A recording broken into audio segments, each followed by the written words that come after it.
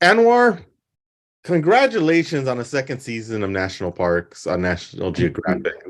I think for the second season, you really upped the bar, especially in telling the stories of these national parks, especially on how we need to protect them, how we need to be able to make sure that these are around for generations and generations to come. What was the idea for the second season of and telling different stories of different national parks? Oh, well, firstly, thank you. It's very kind of you to say that you enjoyed the shows. I think, whilst our films were very lucky to be given the opportunity to make 10 episodes of America's national parks, because that gave us the opportunity to look at a range of national parks. And we were very keen in this season to shine a light on national parks that you might not know, you might not even realize exist. And so when we were deciding where to go, we have already been to Grand Canyon, Yosemite, to some of the biggest names. And then in this season, we go to some lesser known places like Voyageurs National Park or Channel Islands National Park or Lake Clark.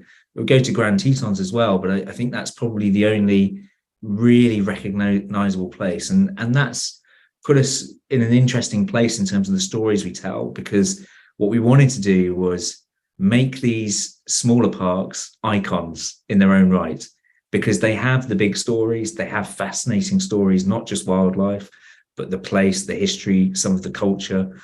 And that was our goal, really, was to give these, if you were being crude, you might say B-list parks. It give these B-listers, but A-list treatment to really show how actually they deserve to be better known.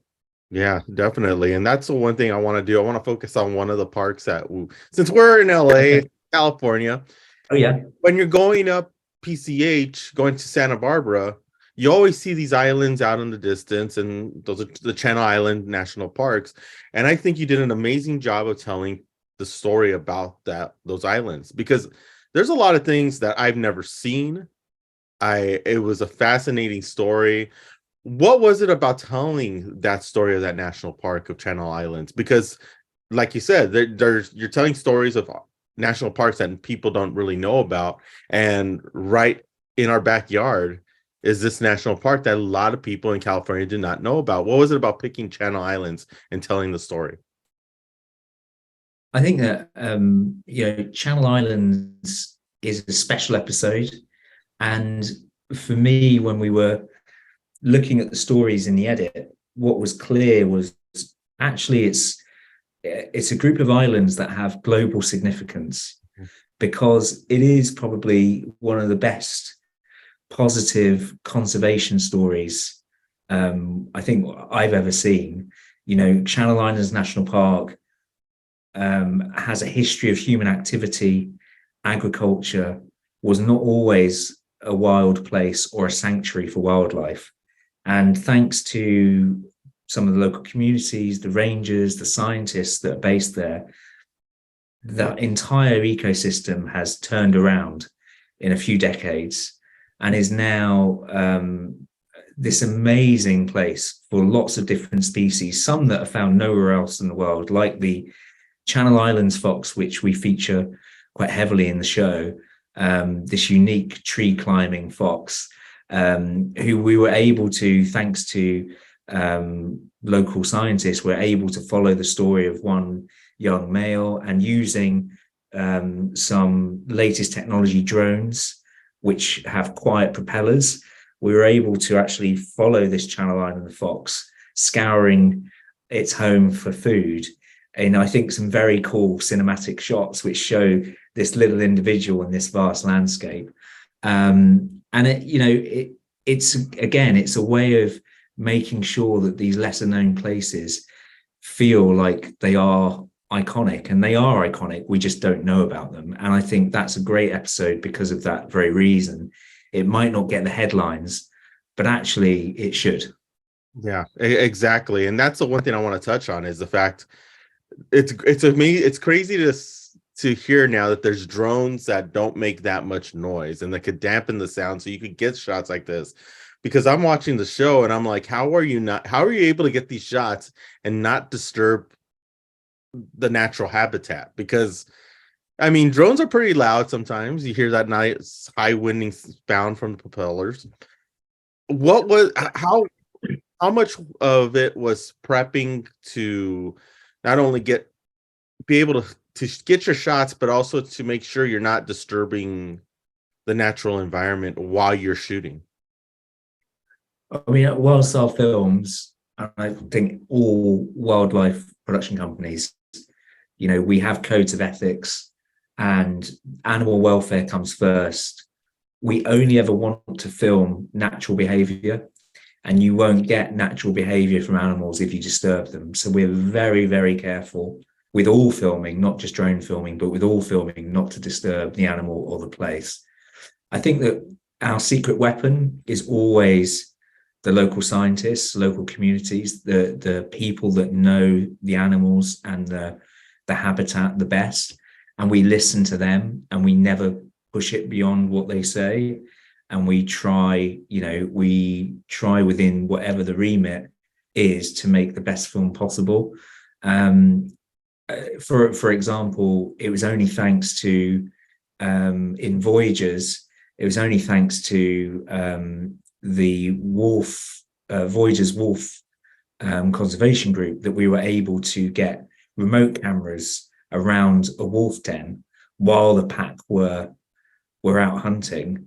And we had to do that within a set period of time. We had to listen to them about where to put the cameras, and we did. And then we got these amazing intimate shots of wolf pups coming out of the den.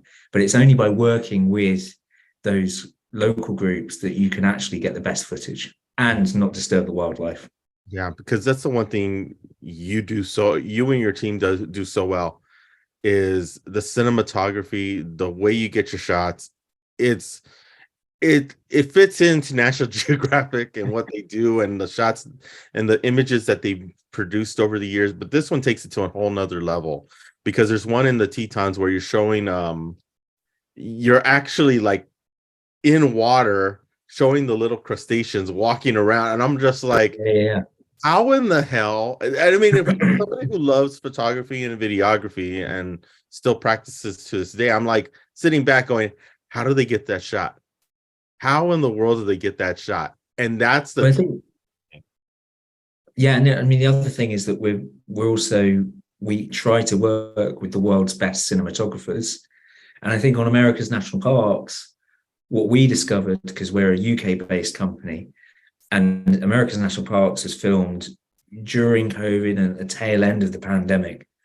And that pushed us into finding new ways to film. And it also pushed us to partnering more with US-based cinematographers. And I think that did a couple of things, because often the crews that we were using to film in the US, often they were filming in their local national park. So they knew about the stories, they knew about the habitat, and I think they filmed things differently because they were filming in the places that they know and love. And sometimes there are stories that we got that you wouldn't get normally because it was someone who knew the place so well. So, between local scientist relationships, local communities, the best cinematographers, and hopefully we bring storytelling and tech where it's relevant to the story. I think it's those 5 things that hopefully push America's national parks to the next level. And it does. It really does. And after watching Epic Adventures with Bertie Gregory last year, National Parks season 1, Epic Adventures, and this one, it is just it's a culmination of work where I'm visually just is at another level when it comes to nature photography, nature videography. And I think, Anwar, you guys are doing an amazing job. Please tell us, how can people watch National Parks? Where could they find it? Because I know it's on Disney Plus now, for one, but where else can they see it? So America's National Parks is going out on National Geographic Channel. I think there are episodes dropping on Mondays, and then I think it's all available on Disney Plus and Hulu. Awesome. Awesome. Anwar, congratulations. Great job again. Did we already get clear for season 3? Because I want to see what's next. Are taking it away from the American parks and going to other places? I think you have to ask National Geographic. I can't comment. I can say that there is another Bertie Gregory project coming up. So if you're into Bertie Gregory, then keep an eye on Disney Plus for that show at the end of the year. Awesome. Anwar, thank you so much for stopping with us. Really appreciate it. Once again, I cannot praise enough the work that you guys do on this show. It is so well done. Thank you. And great stories. I'll pass that on to the team because they'll love to hear that. So thank you for your kind words, and nice to see you again. Yeah, nice to see you again. And don't forget to follow us here on News by Muse here on the Muse TV network.